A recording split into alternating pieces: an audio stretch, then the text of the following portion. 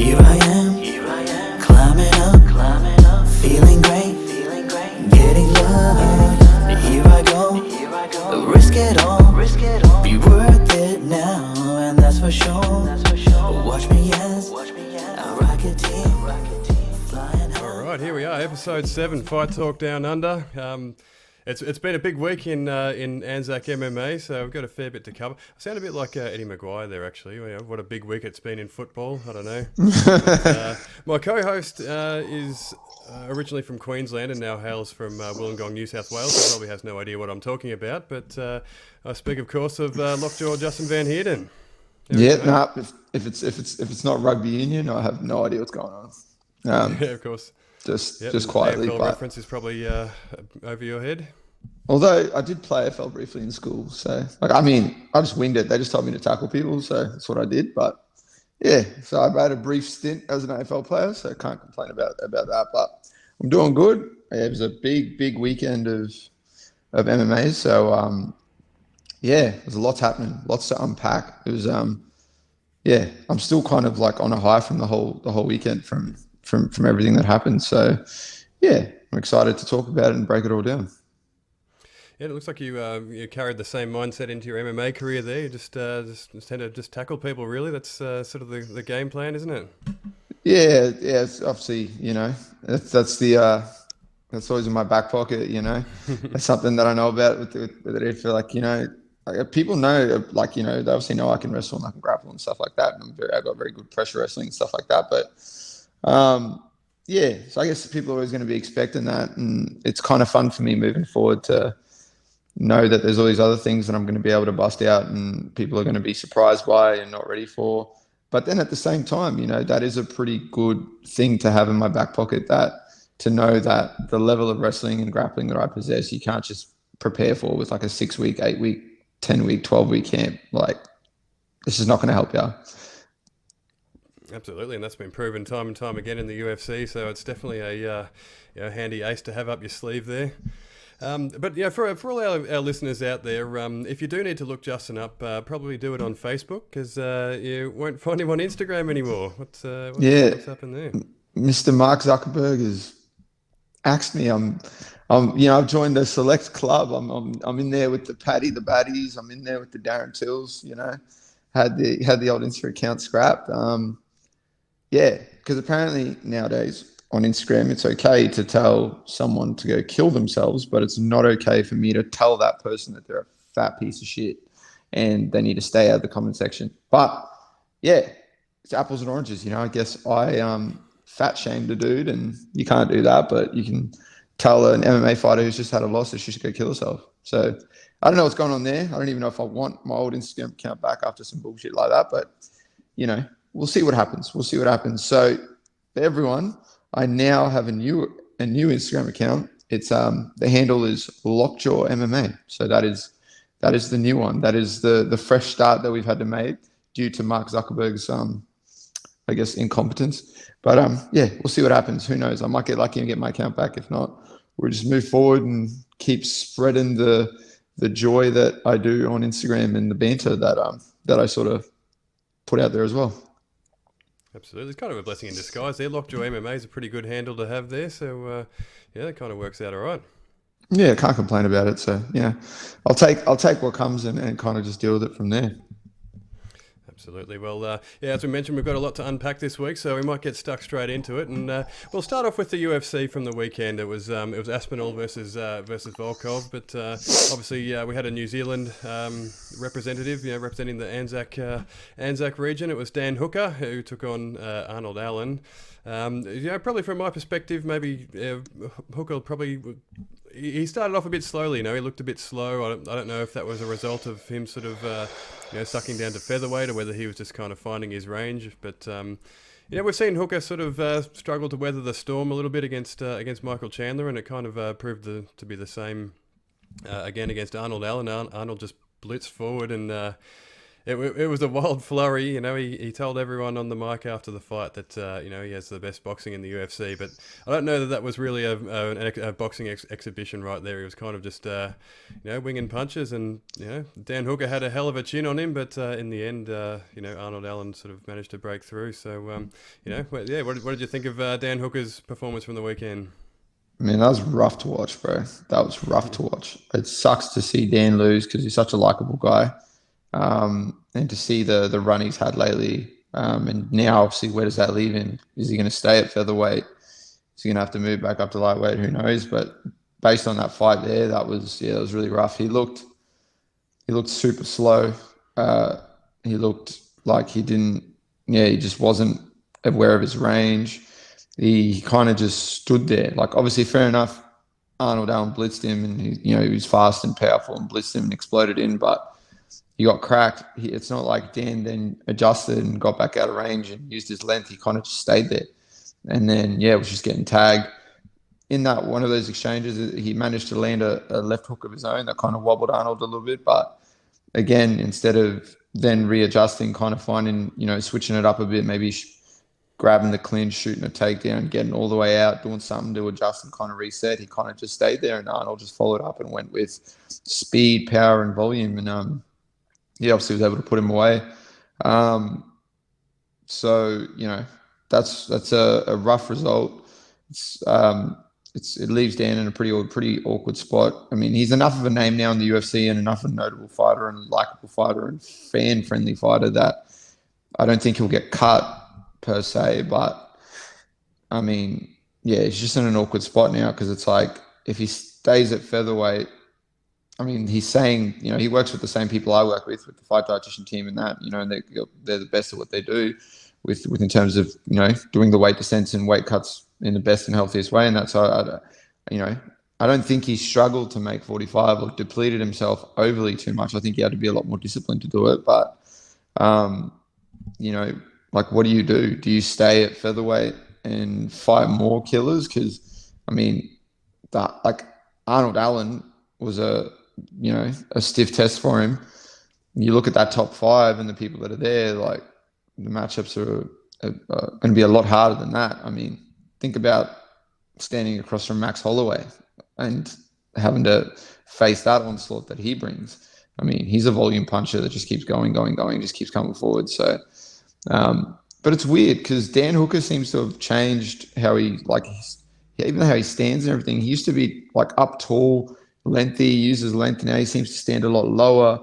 His legs are wider. So I don't know if that's because of the takedowns, like if that kind of is mentally in the back of his mind. He's like, I've got to stand, I've got to widen my stance. I've got to stand a bit lower. I've got to really batten down a bit, place my weight down low and kind of just sit in a little more. But whatever it is, it's almost like, it's just causing him to just freeze and not really be the violent and technical Dan Hooker that we're used to seeing. Like, you look at some of that guy, I think people need to go back and watch some of this guy's finishes and the people he's put away and realize, Dan's super legit and he's one of the best fighters on the planet. So I don't know. We're going to see what happens and what adjustments he makes, whether he goes back up to 55. Maybe he uses that long length and frame that he has and builds on some real size and goes to welterweight. But even then, that's another hard task because the top five is filled with people who can wrestle, filled with people who are just going to just look to take you down and exploit those areas where, based on his recent fights, it seems like he struggles a lot.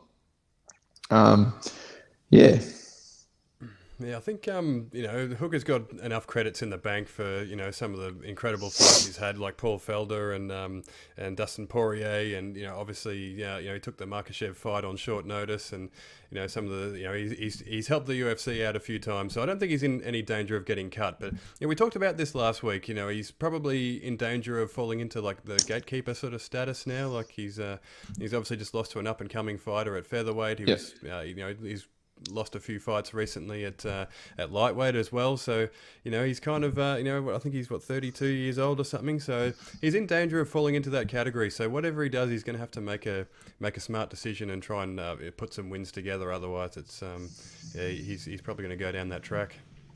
Yeah, Yeah, I don't know. I can't. I don't know the path that Dan needs to take. It's something that he's going to have to sit down and work out with his coaches and his team and stuff like that. But if you are going to go back to lightweight, and you have to deal with some guys who are just going to look to wrestle you and take you down and exploit that sort of area, and it's something that you need to adjust. Fuck Dan, come to freestyle, bro. Like, come train at freestyle. I'm sure you'll get plenty of rounds in with some guns that can do just that in those areas and be able to sort of boost you up, and they're going to benefit from training with someone like Dan fucking Hooker. So that's an option. But maybe you throw a full spanner in the works. You pull a Bam Bam and go to AKA and do a camp. Go train with the guy that took you down and submitted you so quickly, and go pick up a few things here and there. I don't know. Maybe he doesn't need to even do anything like that. Maybe it could be something completely different that's causing this sort of block or freeze or sort of hurdle for Dan in these fights. It might be something simple that he himself already knows and can figure out.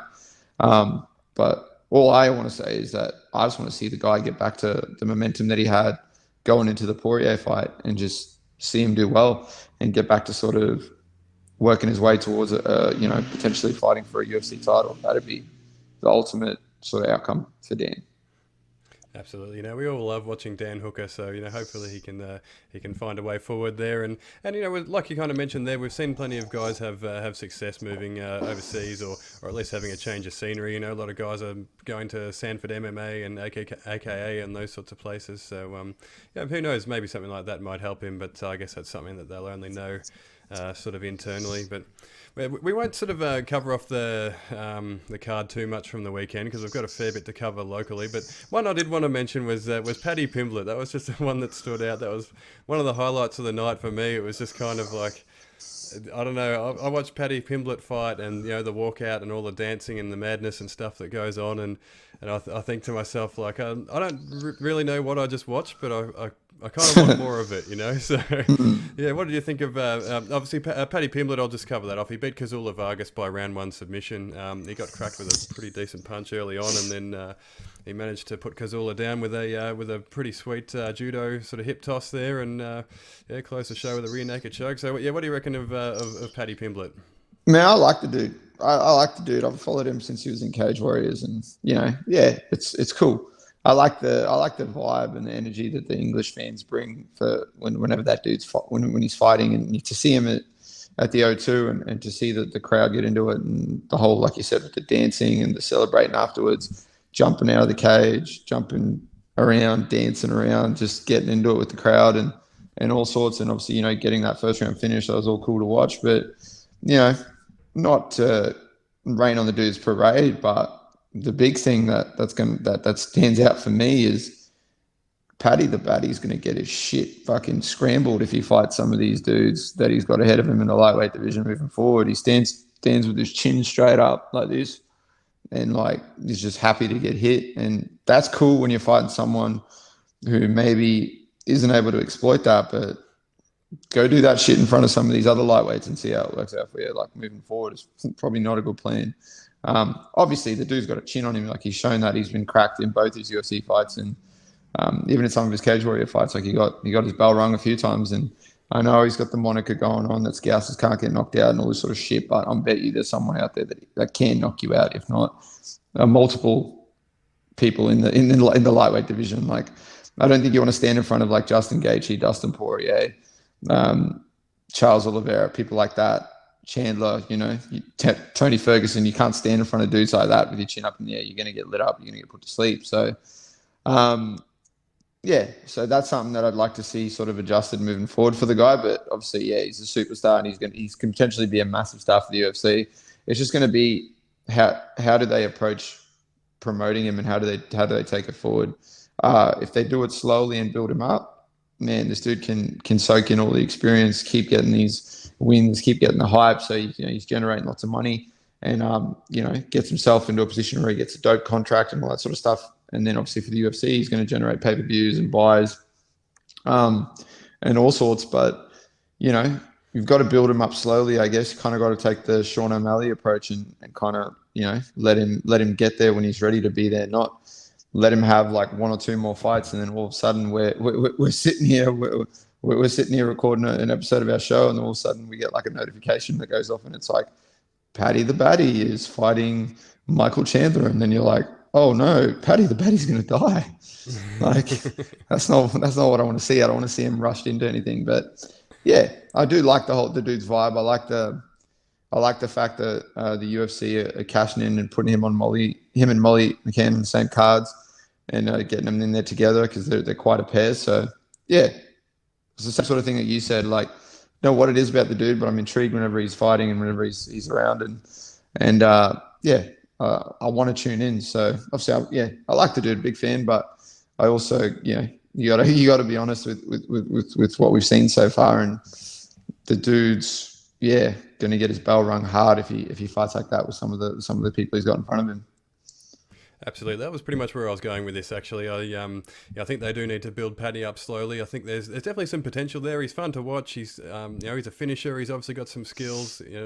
All of those sorts of things. But I remember watching him back in Cage Warriors. He fought Julian Erosa, who has since actually made his way back to the UFC, and he's reeled off some wins there. But I thought the fight went the distance, and Paddy got the decision, but I didn't think he won it. I thought Julian Erosa did enough, and I remember watching that fight and thinking, geez, I don't know if the hype is as real as people say. And he talks a big game, and he, like you say, he says the whole Scousers can't get knocked out sort of thing. But I think he's headed towards a big slice of humble pie if they rush him forward too fast. But like you say, there's a lot of star power, like star potential there, and if they take their time with him, then I think it could be a good one for the UFC. But we'll probably we'll keep going. We'll here in the local scene, in sort of UFC news, I guess. It was announced during the week that Steve Erceg, the Eternal Flyweight champion, has been signed to compete on Dana White Contender Series, which is it's obviously a coup for Australian MMA to see someone like that, and one of the good guys like Steve Erceg as well. It's always good to see, and it's going to be interesting to see how it goes. We don't have an opponent, we don't have a date just yet, but it's a big opportunity for Steve in a division that's probably there's some openings for some new stars. So it's a good thing for Australian MMA and for Steve Erceg. What do you reckon? Yeah, like you said, couldn't have happened to a better dude, man. That dude's super nice, super respectful. Every time I've sort of spoken to him or been around him, it's just been a pleasure. And obviously the dude can fight, like can do it all. He's very well rounded. So, there's a bit like people talk about a bunch of people in Australian MMA that when we say they're like well rounded, but man, that dude's really well rounded. Like he's shown that in his last few performances. Like you watch his fight against Shannon Ross, you watch his fight against Cody Haddon. It's like the guy was doing it all. He's winning the striking, winning the grappling, winning the wrestling. He can just seem to just chain it together and just keep performing and overcome, like when he's in positions where he's experiencing some adversity, and just immediately flip a switch and be back in a dominant position and kind of securing the fight and getting those finishes, or just running away with absolute clear-cut decisions. So that's cool. I'm excited to see who they give him and to see, when that's sort of happening. And yeah, like you said, that flyweight division's heating up a bit. There's some new talent coming in. There's some fresh sort of guys that have risen up recently, and obviously you got guys that are just going to keep helping to sort of build up and elevate that division now. It was kind of a bit there after, you saw Demetrius kind of fade away, and you saw, Cejudo fade away, and you kind of see Benavidez was on the outs and stuff like that. And you were kind of looking at that division going, oh, I don't know, like they don't really, like what are they going to do? Are they going to keep it? Are they not going to keep it? What are they going to try and get more talent? Like what's the go? And you look at it now and you've got like obviously Figgy, Marino, Kai-Kara France. These dudes are all in there and putting on exciting fights and getting us jumping out of our seats. So yeah, I'm hyped, and I'm interested to see how he slots into that division, because the dude's for sure going to fight on the Contender Series. He's going to start every fight. He's going to get a contract, and then it's going to be see how he goes in that division. Absolutely, and like you say, there's some serious ability there in Steve Erceg, and there's no real obvious weakness with him. He's obviously fantastic on the mat. He's he's got I guess a diverse arsenal standing up as well, and some genuine power. We saw him, stop Paul Logar as well. I think a couple of times even in the end. So there's definitely some ability there, and it's going to be really fun to see where he goes. He's a good age too. I think Steve's maybe around 26, 27, somewhere around there. So he's just he's coming into his prime, and it's going to be a fun watch for Australian MMA fans. So if anyone hasn't heard of Steve Erceg out there, then look him up and keep your eye out for Dana White Contender Series. Yeah, 100%. Definitely go watch his fights. Go watch his fights that he's had on Eternal, and you'll get a nice surprise that if you don't know who he is. Definitely, and I'm glad you mentioned Kai-Kara France there before as well. He's back in action this weekend. He's got there's no easy fights for the Anzac fighters in the UFC. He's riding some momentum at the moment. Kai-Kara France coming off the stoppage win over Cody Garbrandt, obviously a former UFC champion, and this time he's putting all of that on the line in a big way against an undefeated fighter in Askar Askarov. So how do you view that sort of scenario? I don't like this matchup at all for Kai-Kara France. Look, I like the dude, and obviously Kai's a beast, and he's shown that he just keeps getting better. And he's shown in his recent fights, like you said, that he's just hit a whole new level. And like I want to see the Anzacs do well, so I want to see Kai do well and get the W. But fuck, they didn't give him an easy fight, man. You got a guy in front of you that is like a pocket-sized Khabib Nurmagomedov, and he is just going to look to take you down and wear on you and break you down and make you quit, or just give you an out, and then whether you capitalize on that and he's going to submit you, or he's just going to punch you until you quit, or the ref stops it. So it's just going to be this is one of those matchups where it's not like, but what if he's able to keep it sort of standing and he's able to sort of do his thing. It's a case of you need to keep it standing and hope that you land those hard punches that you have in your arsenal and put this guy away, because if he gets you down, it's a wrap. Absolutely, and it seems we love Kai-Kara France, and he's completely fearless. He's not afraid of any challenge, and he'll take on all comers. But on paper, this looks like the worst possible matchup for him, really. And to me, it just it doesn't make a whole lot of sense. He's like I mentioned before, he's coming off the Cody Garbrandt win. He's riding all this momentum, and then he's sort of taking on Askarov, who's obviously a really tough fighter, but he's kind of still largely unknown. So it seems like a tough break for Kai-Kara France there. Yeah, and the main thing I don't like, and I'm starting to sound like a broken record, keep harping on this shit, but the main thing I don't like about this sort of stuff when they approach these matchups is all these guys, they're like, oh, yeah, I ain't worried about it. I ain't worried about the wrestling. I ain't worried about the grappling. And then look what happens. They end up getting taken down. They end up getting controlled. They end up not having an answer for it, and they end up getting bashed. Like, you have to respect it. Like, I don't understand how when it comes to, you see these guys that get matched with someone who's like a dangerous striker, or, got like an extensive kickboxing record, or blah, blah, blah, blah, blah. And people are like so respectful of it. And they're like, yep, I've got to be careful. I've got to be disciplined, blah, blah, blah. I'm going to go out there and do my thing. But when it comes to the wrestling and the grappling specialists, or these guys that are absolute killers, like in that sort of sense, these guys are like, nah, I ain't worried about it, man. I've fought people that wrestle before, whatever. Like, I'm in the UFC. I'm one of the best fighters in the world. I don't care. And then they just get bashed. So it's like, you need, like, it's what we spoke about a few episodes ago. It's like, you got to humble yourself.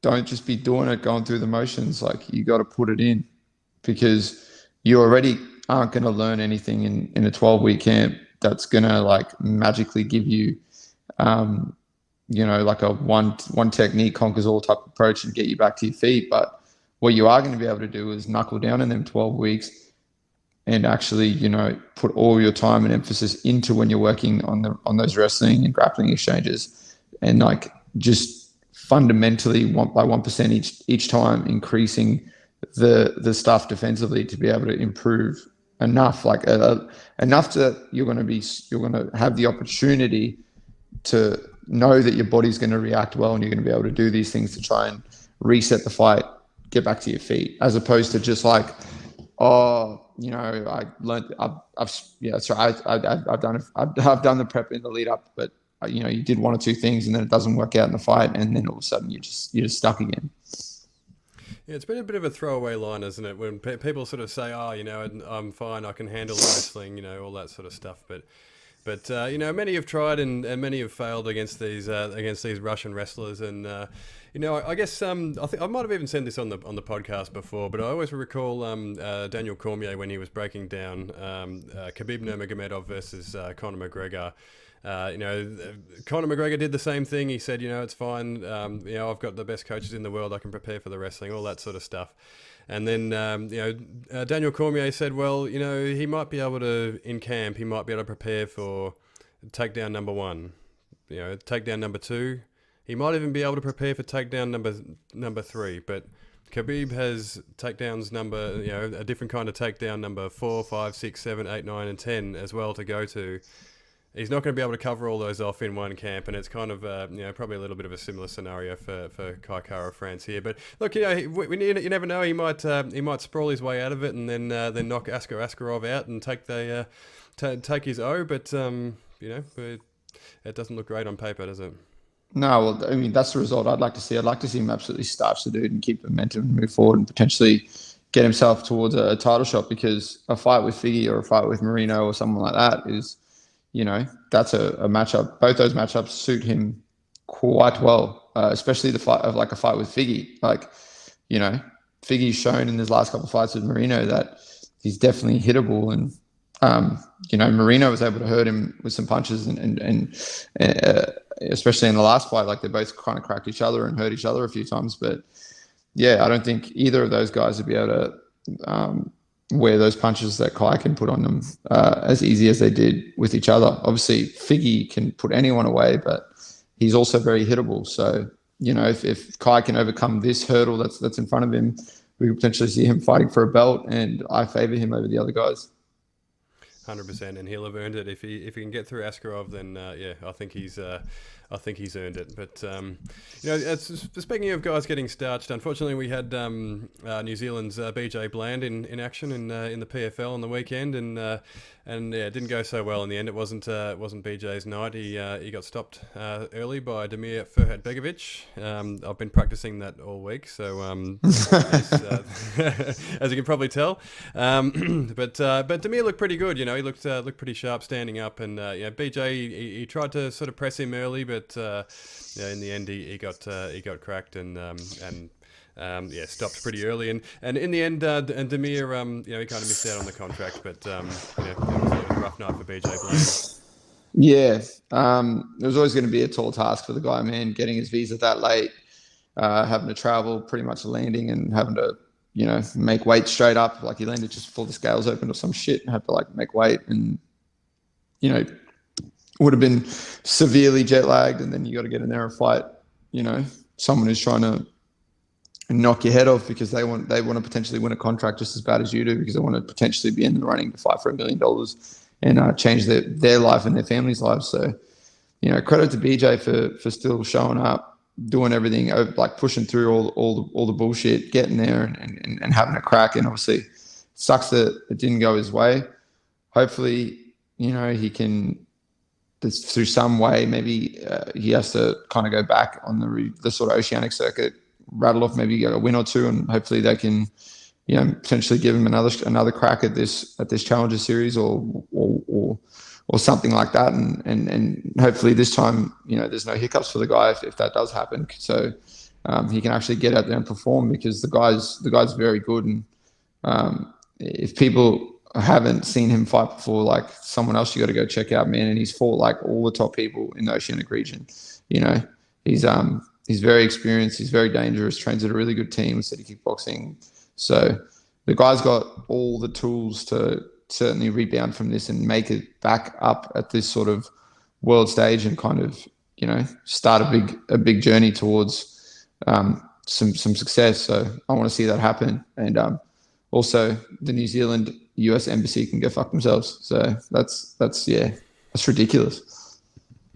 Yeah, absolutely. But yeah, kind of like you mentioned there, I think it's sort of back to the drawing board after a loss like that for BJ Bland. So yeah, hopefully he can reel off some wins and get another opportunity. But it was kind of interesting just watching the sort of contract ceremony thing that they do afterwards in PFL. I don't know if you sat through all that afterwards, but I was oh my god, I was cringing watching that. It was after the fight.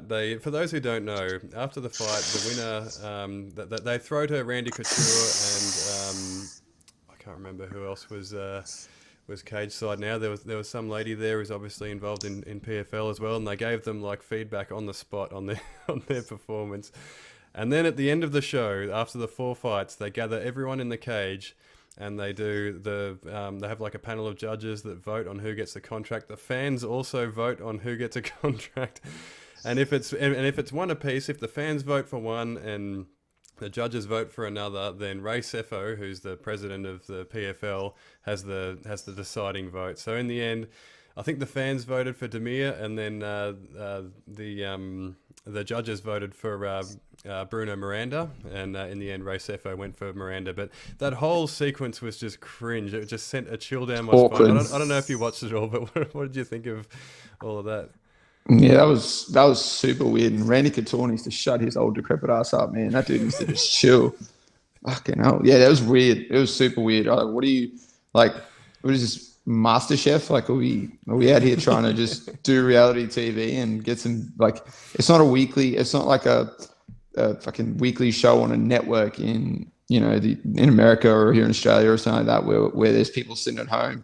Like for Married at First Sight, and we want to see drama and we want to see all these sort of things. Like, there's people here trying to fight, like copping like brain damage, and potentially, getting all the momentum taken away from them for the chance to win a contract with your promotion, and then you're out here doing like the weirdest shit ever afterwards. But yeah, strange, but obviously, yeah, good on them, I guess, for giving these people the opportunity to earn a contract, but also, yeah, maybe make some adjustments to your process and how you're sort of doing it. Yeah, absolutely. Like, I love what PFL are doing. The whole tournament setup is fun. It's something different, and then they've got the Challenger Series, which is pretty good too. But I guess they're sort of only maybe 2 or 3 years into that big sort of push since they got bought out and became the PFL. So I guess they can iron out some kinks like that, because that was cringe. So hopefully they watch that back, and maybe they can make some tweaks to it. But moving over to one championship, this weekend we've got John Wayne Parr, who's obviously I interviewed a couple of weeks ago. You can find that on the Fight News Australia YouTube channel. It was a great chat. He's always a good interview, so go check that one out. Obviously, once you've finished listening to Fight Talk Down Under. But he's fighting for the very last time. At 45 years old, he's stuck on 99 wins. He's taking on Edward Foleyang, who's a former world MMA champion. So it's a big event for Australian MMA. And it's a big card for one championship. Actually, they're it's a stacked card. It's headlined by Angela Lee versus Stamp Fairtex, which is obviously the end of the Atomweight Grand Prix. It was supposed to be their 10th anniversary event last year, but it got cancelled due to COVID, and they were determined to have fans in attendance, so they pushed it back to this year. So it's a big one for one championship. They're obviously trying to push into some new markets and stuff, but JWP on the card is fighting for the last time. So how do you feel about this matchup? Yeah, I want to see JWP go out there, head kick this bloke, get paid, get out of there and be done, and get to the next stage, I guess, of his life and his career in martial arts, which would be building up, the future champions that we're gonna hope to see do well in martial arts, in whether that's in Muay Thai, MMA, whatever it is, because as we spoke about at Bunchu, they've kind of added the BJJ syllabus and the MMA sort of stuff to their timetables now, and they're building that side of things as well. So it'd be interesting to see how that all tracks moving forward for JWP post one championship's anniversary show. But I think they've, as opposed to the fight with Nikki Holskin, this fight's a bit more, the cards favor JWP a bit more. it's a winnable fight for sure, and it's a fight. I guess not only a winnable fight, but it's a fight for. It's a kind of one of those fights where JWP is going to be able to sort of empty the bag of tricks that he has. Show out a bit for the fans. There's going to be lots of people watching around the world. They've obviously they get some decent views. I guess they often fudge the numbers a little bit because they're trying to compete with the UFC and Bellator, so they make it out like they've got 1 billion people watching every show, but they definitely do get a lot of people in the markets that they're in. So I just hope that he's able to go out there, perform the way that we've seen him perform over the years, and the way that's earned him 10 world titles and allowed him to catch numerous bodies over the years. And I just hope that he does the same thing because, like you said, the dude's just a bloody legend, and he's super likable.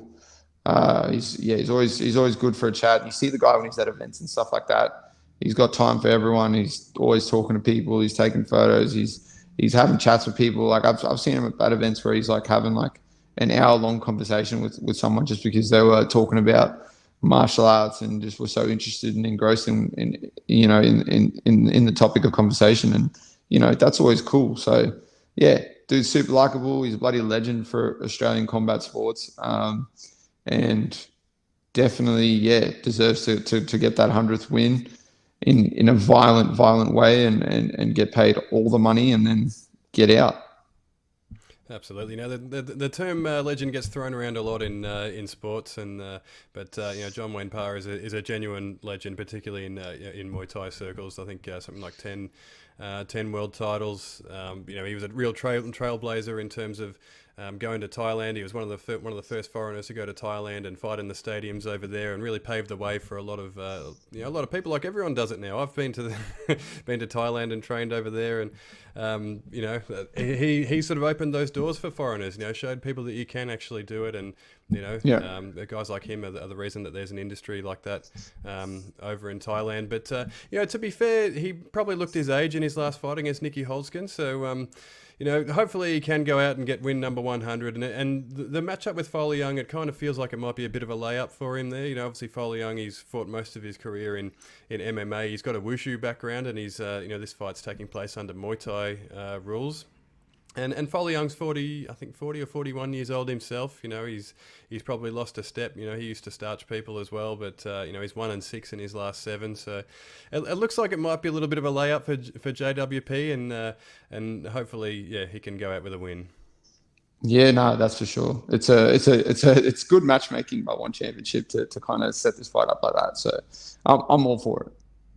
Absolutely, and he's got the name value as well, so they can bill it as legend versus legend, but hopefully it's as JWP, as he said in his interview, riding off in his unicorn with 100 wins under his belt, and living happily ever after. For our viewers, I'll just sum it up for them. So they call a bunch of people legends in sports, in all sorts of different sports, but that's for combat sports. I'll do like an easy comparison. So you go John Wayne Parr, legend; Anthony Mundine, fuckwit. There you go. That's the difference. Like legend, fuckwit. That's how you can clarify. If you have like a meter and you have the two of them there, you just have John Wayne Parr on one side that says legend. You have fuckwit on the other, and the needle, like depending on what you ask for, the needle's just going to jackknife back and forth like that. Absolutely, and John Wayne Parr even has a win over Anthony Mundine, just to solidify that point there as well. So there's some MMA or boxing maths there at the end there as well to cap that off. But also, we've got to get to Eternal 64. That was a huge card on the weekend up on the Gold Coast. It was headlined by Jack Jenkins versus Rod Costa. But we'll break it down. We won't spend too much time on each fight. But the first fight was Rocky Ogden, who's I actually have to clarify. I got called out on this a couple of times during the week. I did say last week that Rocky Ogden trains at Boonshu, but apparently he trains at NTG with under Nugget. We missed that.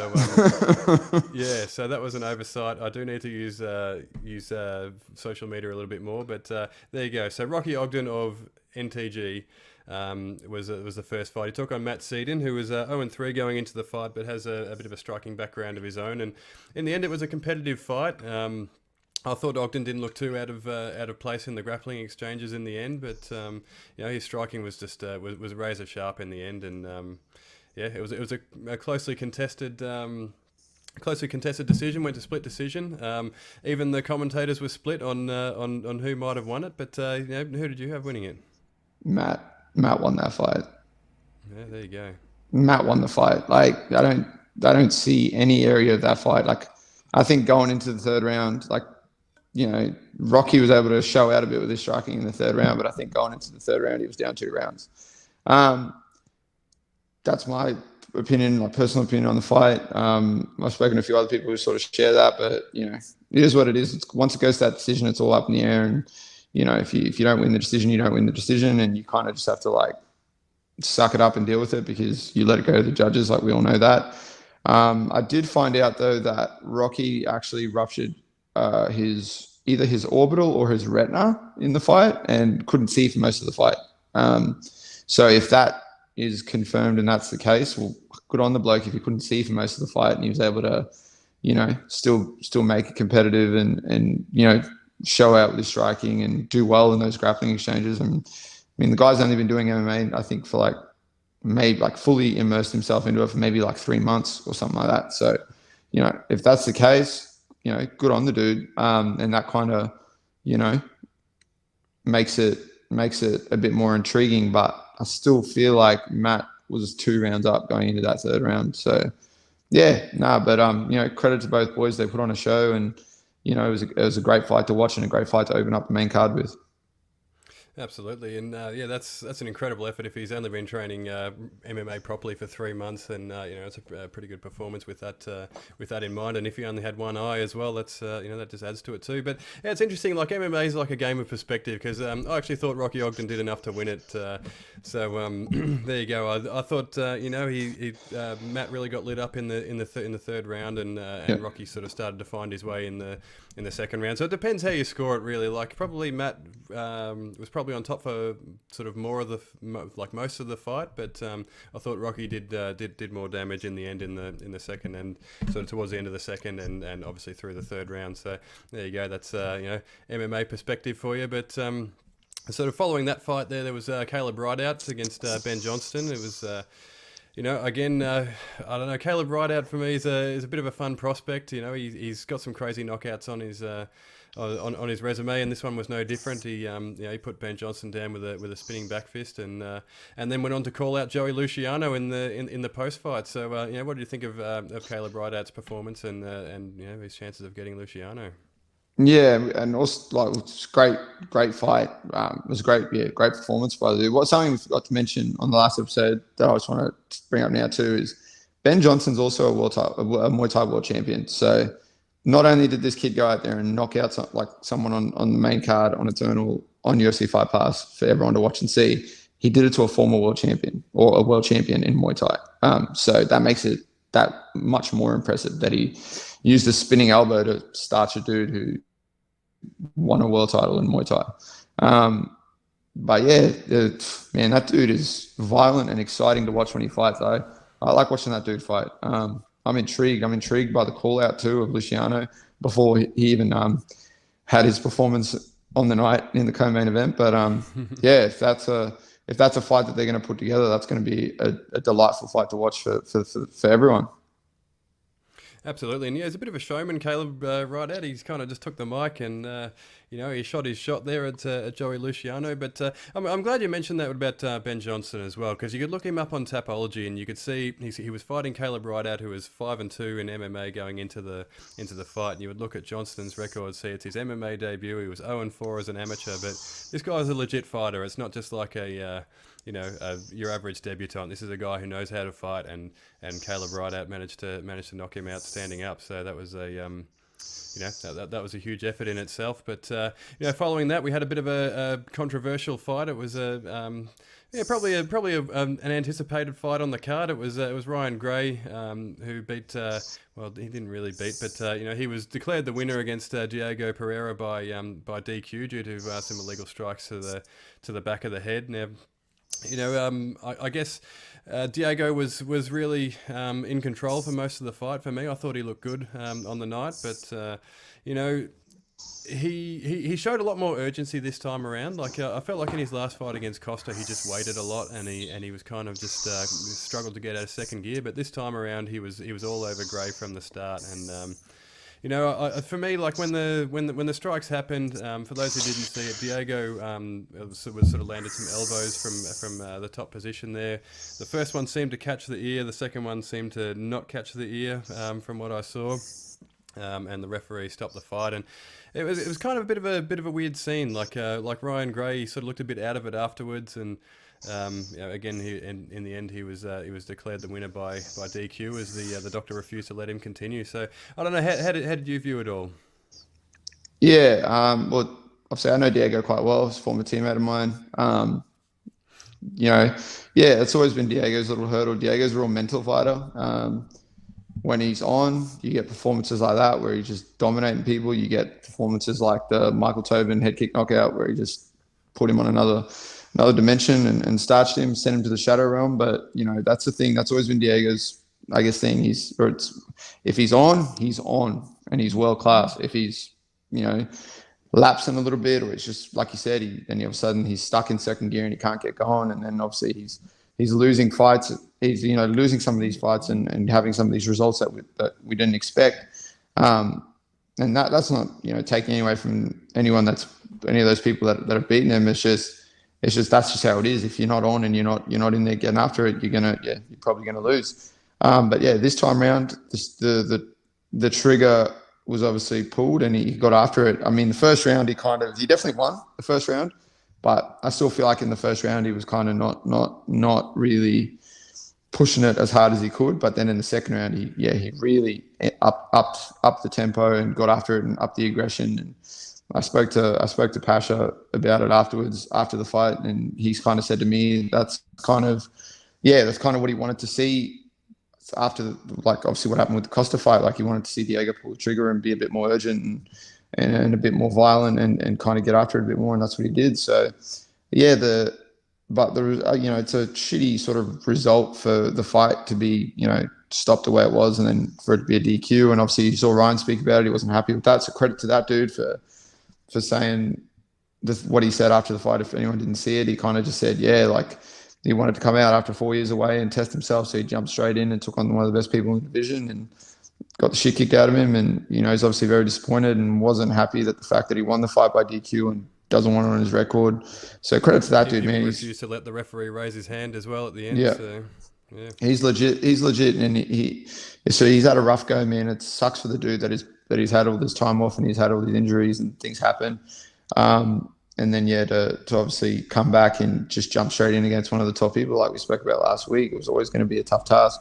But yeah, as for the strikes, they were fucking illegal. They were severely illegal. Look at Ryan's head after the fight. He had contusions, hematomas on the back of his head. He had a cut on the back of his head. The back of his head. They're illegal strikes, and that's just gonna happen. I mean, and look, I like Diego. I got a lot of time for Diego. He's still considered to be one of my good friends in that. And even though we don't train together anymore since I made the move, but you're experienced enough, man. This isn't one of your first fights. You've had a lot of fights. You've had a gang of fights, and you're a pretty experienced dude across the board. That those shots were to the back of the head and that they're illegal. You're smart enough and experienced enough to know that you can adjust, start looking for a choke, start changing your shots. You're not one of those people where it's your first fight and I need to finish this fight and you're just throwing punches and you're just trying to get them out of there. I mean, I know that is still part of it, but you're disciplined enough to know that you got to be careful in those sort of positions and look to switch it up a bit. So, if I'm not mistaken, I think he might have even had some warnings earlier for the. He did, yeah. I mean, look, we can you can unpack it and say that the fight should have been stopped before that, because there was a moment earlier where Ryan kind of just covered up like this and just was almost. It was almost like the dude was hoping that the ref was going to give him a way out. Obviously he's not going to quit, but there was a stage where he was just covering up and hit. And there was some warnings dished out by Phil Cassidy on the night. And but that's sort of like we spoke about, it's a shit way for that fight to go after those, pretty well 2 rounds of just domination from the Black Panther. But yeah, it's good to see. And now it's hard because you look at the guy's record and it's like a loss on his record. So it puts him, he's on 2 losses in a row now. If you look at it like that, which he isn't, like, really, he won the fight and he dominated. And he would, like, had it continued, I'm sure Ryan would have got after it and would have tried to do as much as he can and adjusted as much as he could. But I still think Diego was just going to keep riding that momentum and was ultimately going to put him away if that went into the 3rd round. So it's rough. I'd like to. Yeah, I'm interested to see what they're going to do now, or what Diego's going to do, and what they're going to offer him sort of moving forward. And but as far as I can see it, and as far as it should be, Diego's coming off a win. So yeah, that's a win against the former champion. So that's a cool thing to have on your record. Absolutely, and I guess a potential 8-5 record becomes 7-6 with that DQ. So it is a bit of a, it's a bit of a setback on paper. But yeah, like you say, I think most people will consider that Diego has won that fight. But and for Ryan Gray, it's like you mentioned there, it's obviously not the return he wanted after, I think, 4 years out of the game. So it's it's disappointing for everyone, really, just the way that one ended. And it'd be interesting to see if they do try and maybe organise a rematch with those two, or whether they feel that the work that Diego did in those 2 rounds leading up to the DQ was enough to sort of show us that maybe he was the better fighter between those two. But that ball's in Eternal's court there. It's going to be an interesting watch. But like you say, Diego's one of the nice guys of MMA as well. I've had the pleasure of interviewing him a couple of times too, and we like to see people like that do well. So hopefully they can find something suitable for him. Yeah, hopefully. And I mean, obviously, it's just going to depend on the landscape moving forward. Obviously, with this, there's potential, you could potentially do a rematch of him and Rod Costa. They're both coming off like these fights that they've had now. Like, obviously, Rod just fought Jack, Diego just fought Ryan. Even though Diego won the fight, but he's coming off a loss technically on his record, so you could probably do that. The 2 guys are both coming off losses, do a rematch. If the first fight's anything to go on, it'll, regardless of who wins, it's going to be another cracking fight, potentially. So I don't think Rod Costa can ever be in a boring fight. So Diego's certainly never been in a boring fight. So yeah, it'll be interesting to see if that's something that they do moving forward, or what else kind of they decide to throw together.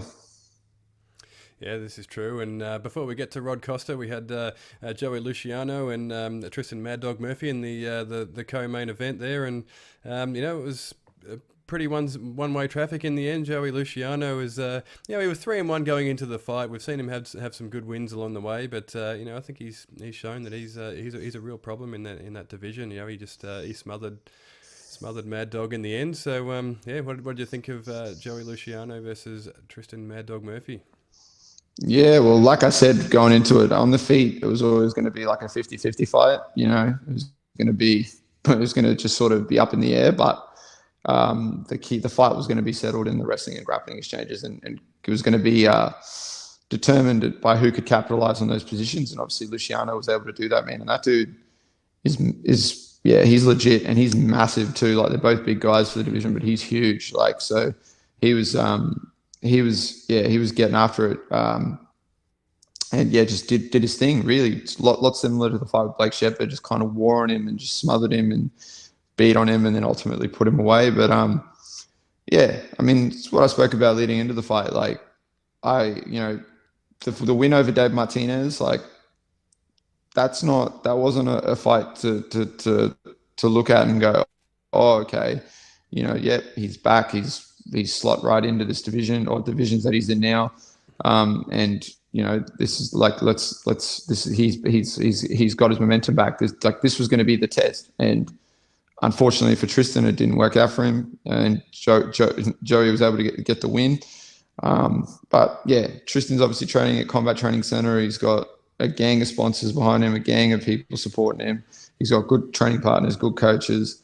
So, like to see the dude just keep on keeping on, overcome this little hiccup and get in there and fight again. But like I said, this was going to be a test for him, and Joey was able to get in there and put on a show and slot sort of another win on his record. So for him, yeah, it's going to be interesting to see what they do with him moving forward, if they're going to give him that fight with Caleb Rideout and kind of throw that together. I know Kevin Joussette's a former teammate of his that they trained together at Absolute, but Kevin's obviously made the move to sit kickboxing. And he's obviously fighting Myers moving forward. Potentially that could be a fight on the cards for him. Like, Kevin's a big dude for welterweight as well. So, like, they're both gigantic dudes. They're both athletic. They're both, you know, have a sort of grappling pedigree and sort of swagger about them. So that's a fight that I'd love to watch. That gets me excited, a scrap like that. So it'd be interesting to see if that potentially comes together. Yeah, so there's a lot of exciting matchups for Luciano moving forward. It's an exciting division to be a part of. That's a fun matchup. There you go. Justin Van Heerden, the matchmaker again, comes through. But is Kevin Jousset match with Matt Myers? Is that what you said in there? I think so. I think I saw something like that. Oh no, not Matt Myers. I don't know why I thought it was Matt Myers. I think because Aiden Aguilera is fighting Jack Becker, so I just assumed that Matt Myers is on the card as well, because they're usually on the same card. No, I believe he's fighting. Oh, who is he fighting? Look, we're gonna have to check that out. But I know he's fighting on the Melbourne card in April. Kevin Joussette's back, and he's fighting on the Melbourne card. Oh, yeah, I did see that actually. Now that I think about it, yeah, I can't remember who the opponent was either. But yeah, we'll have to touch base on that in episode 8, I think, because I can't remember. But yeah, I have heard a little whisper that Matt Myers will be on that Eternal card as well. Good. That'll be good to see. Yeah. It's a fun opponent's been mentioned as well, but I don't think anything's been closed yet. So yeah, we might talk about that one off air, because I don't want to let the cat out of the bag just yet. But yeah, we'll see what transpires there. But he's a fun fighter, Matt Myers, as well. So it'd be good to see him in there. But back to Eternal 64. The main event was. Obviously, Jack Jenkins, the Eternal featherweight champion, taking on Rod Costa. It was a grudge match of sorts. Rod Costa had obviously been pretty aggressive in demanding this match on social media, and he got his wish. And sometimes you got to be careful what you wish for, I guess. In the end, he's tough as anything, Rod Costa. He showed his chin. But at the end of the day, he was probably outgunned in the end, and he struggled to get in the fight. And the calf kicks. I don't know if you saw a picture he posted on social media earlier today, but his legs in pretty rough shape after those kicks. And it was a clinical performance from Jack Becker in the end, and he retains his title and potentially onto bigger and better things. What do you think of that one? It was interesting to see how the fight played out. Like I said, going into the fight, if it looks pretty, it's Jack's winning the fight. So, and that's kind of what we saw. Credit to Rod though, man. That dude is just a machine, and just kept coming, and didn't look like he, didn't quit at any point.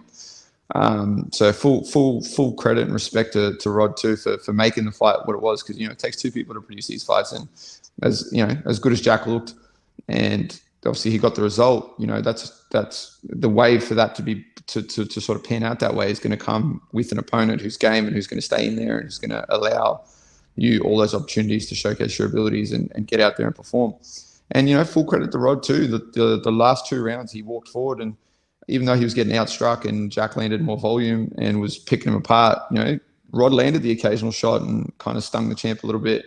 Got a takedown, in the last round, and didn't kind of ran out of time to do anything with it. But, the guy produced his own sort of little moments of adversity and brilliance, that the champ had to deal with. And he did just that. Like, I spoke to Jack yesterday about the fight, and, he kind of, he was like, he said he was very happy with his performance. The dude's hopefully going to, get a potential, well, I'd like to see him get a potential opportunity to join someone like Stephen Erceg on Contender Series, or maybe just slot straight into the UFC.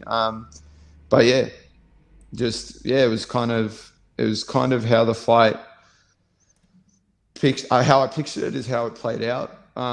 something that I was a bit confused by, and is almost, I got the vibe that the champ almost wanted it to go for the 5 rounds or go the distance, because it looked like there was plenty of opportunities where he could have just put Rod away, like especially in the second and third. Like, there was a lot of times there where Rod was kind of just frozen, wasn't really countering, wasn't really doing much, and it kind of looked like Jack was just it was kind of just would get in, land the combinations, get back out of range, so he wasn't at risk for any counters or anything like that, but then would kind of reset completely, and then almost let Rod off the hook every time. It was if he just followed on and stayed on him. But maybe that's maybe that was his game plan. I think he did predict a 3rd round TKO leading into the fight, and he definitely in the 3rd round amped up the pressure and the volume and the damage, and for a moment there it looked like that was going to be the outcome.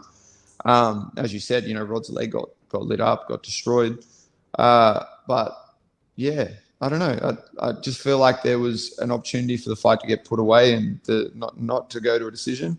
But at the same time, I wasn't in there with the guy, and I don't know what it was feeling like when he was throwing these shots, and Rod was just game and kept coming and just stayed in there. And could be the other end of the spectrum. Could be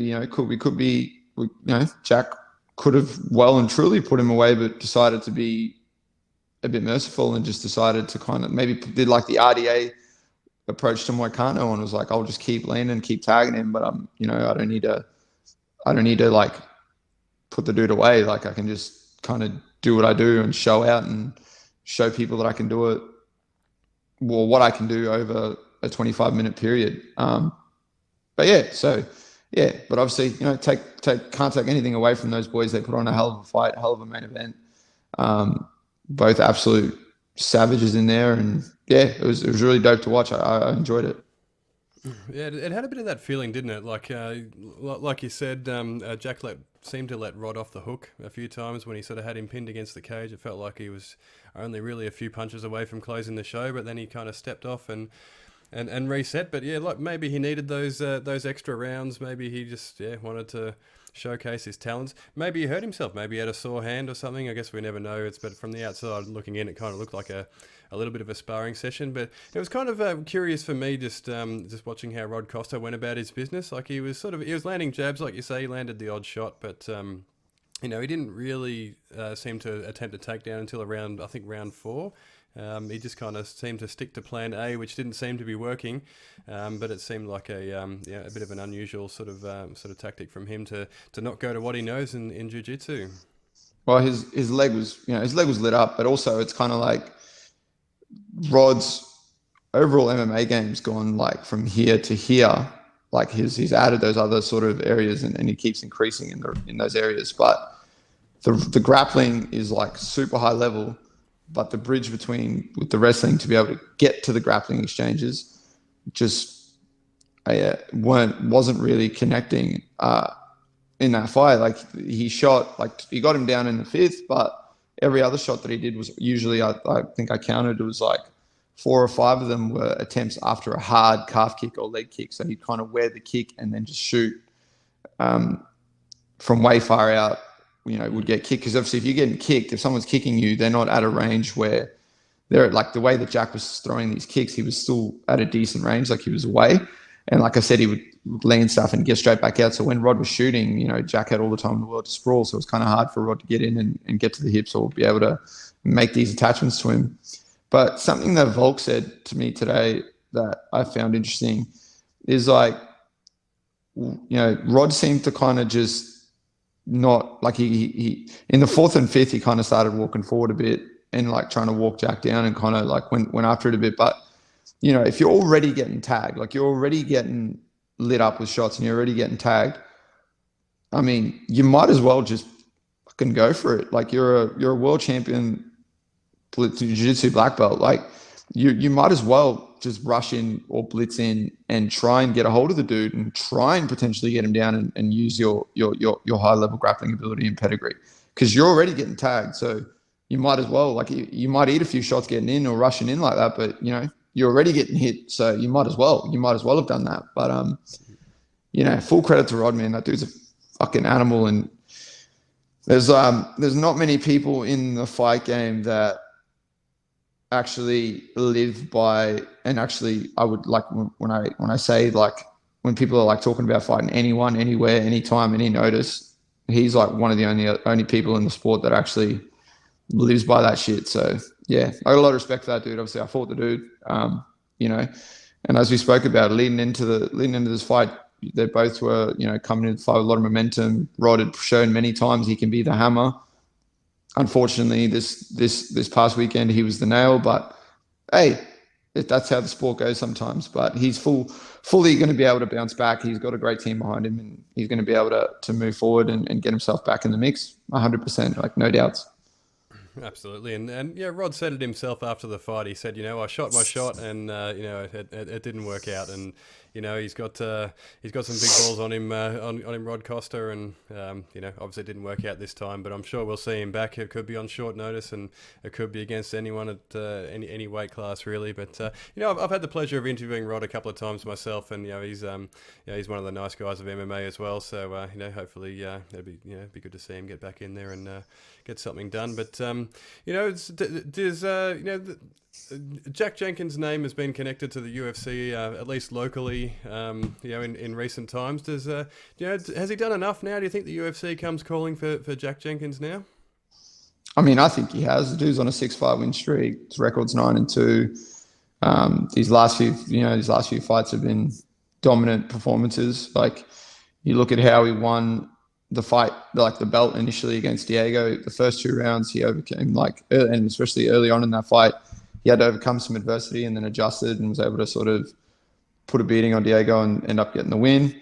And you watch what he did to Medina, and you just kind of see how he's just been linking these together. The guy's got a lot of momentum. He's obviously super talented. Like we spoke about, we want to see the Anzacs rise up. We want to see people get these opportunities because it elevates the game as a whole. So I think the dude's done enough. So hopefully, you see the guy get a contender series call up, or maybe just a straight shot in the UFC, or whatever the case is, and then we just go from there.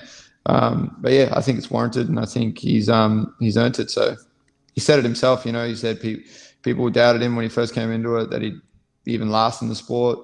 Then they doubted that he deserves to be in the UFC. Now, they're doubting that he'll last once he gets there, and the dude's motivated and pumped up and ready to prove people wrong. So I think he's ticking the boxes, and he's done the work here on the regional circuit. So why not give the dude a shot? If you're going to give people, a bunch of people, a shot who've padded their records and gotten there and then just been exposed, fucking why not give a guy who's got a legit win streak behind him, who's fought some really tough dudes, put on some great performances, a chance? We're giving some of these other flops a chance from some of these gyms that I won't name, that are just padding their records because they have a promotion that they run themselves, and then you get in there and they get exposed. But why not give Jack a chance?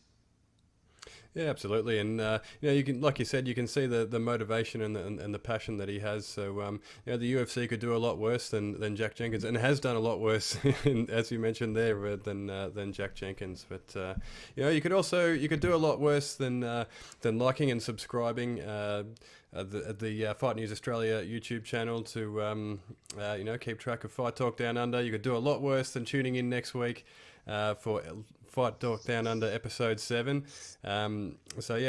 Catch us on YouTube, Spotify, Google Podcasts, Podbean, and Fight News Australia. Obviously, you've already done that because you're listening right now. But stay tuned for Episode 8. And stay tuned this week for Saucy Picks, because it's back. It's back this week. And I've got a hot sauce that'll steal your soul that I'm reviewing. So get excited. I gotta watch it. You never know what might stop you. Here I am.